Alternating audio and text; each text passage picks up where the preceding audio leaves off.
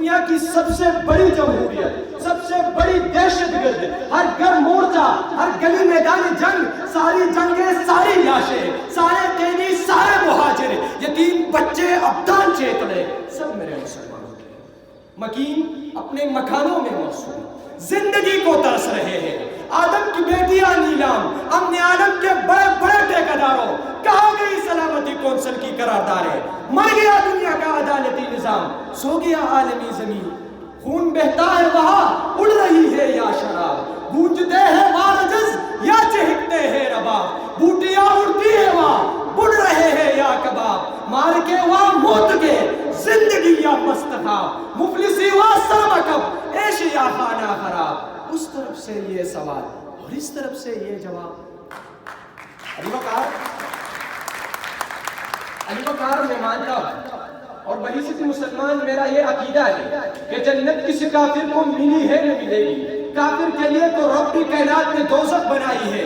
اِنَّا أَعْتَدْنَا لِلْكَافِرِينَ سَلَاسِلَ وَأَغْلَالًا وَسَعِيرًا۔ کشمیر اگر جنت ہے تو جنت میں طوفان کیوں ہے؟ جینے کا حق تو حیوان کبھی ہے۔ ہر دن ابلتا ہوا کربلا جس میں حسین نہیں انسانیت بن رہی ہے۔ جناب صدر میرا کشمیر بہت اکیلا ہے۔ چنار وادی لہو رنگ ہے، بائی کے سامنے بہن اور سسر کے سامنے بہو کی عزت لوٹی جا رہی ہے۔ آدم کی بیٹیاں کسی محمد بن قاسم کی راہ تک رہی۔ چاہوں تو اس داستان ظلم و ستم کو جہلم اور نیلم میں بہا دوں، واسطہ دو اپنے بھائیوں کو کہ دیبل میں پھر عصمتیں لٹ رہی ہے۔ لیکن جناب والا میرے بھائی اور نوجوان خواب خرگوش میں ڈوبے، امت کے تصور سے نابلد، شراب و کباب کے دل دادا، سر پر رنگ لگائے، جینز پہنے، کان پارتی آوازیں نکال کر، دورتی جوانی کے ولولے، فیس بک، ٹویٹ، انسٹاگرام اور واٹس ایپ کے سٹیٹس پر، ٹک ٹاک کے گانے، مزے لے لے کر بالی ووڈ کے منورنجن، انہیں کون جگائے، انہیں کون سنائے؟ جہاد کا ترانہ، نعرہ مستانہ، جذبہ مومنانہ کہ جس دت سے کوئی مقتل میں گیا وہ شان سلامت رہتی ہے۔ یہ جان تو آنی جانی ہے، اس جان کی تو کوئی بات نہیں۔ علی وقار میں مایوس نہیں ہوں، جنگل شیروں سے خالی نہیں ہوتا، رات کتنی بھی طویل ہو اس کے آخری سرے پر سویرا ضرور ہوتا ہے۔ میرے خلق سخن میں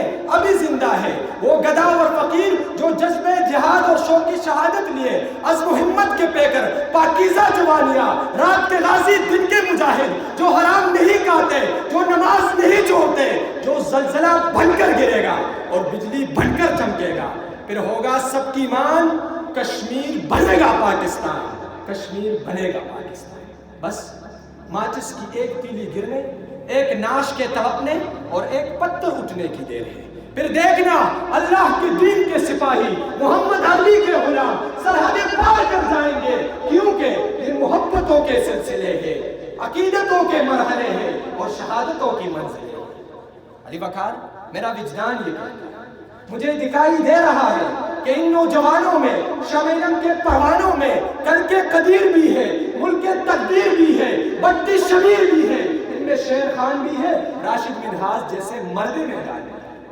آخر میں صرف اتنا کہوں گا، انہیں خبر نہیں تاریخ کیا سکھاتی ہے، انہیں خبر نہیں تاریخ کیا سکھاتی ہے کہ رات جب کسی خورشید کو شہید کرے تو صبح ایک نیا سورج تراش لاتی ہے۔ پاکستان زندہ باد، کشمیر پنجاب۔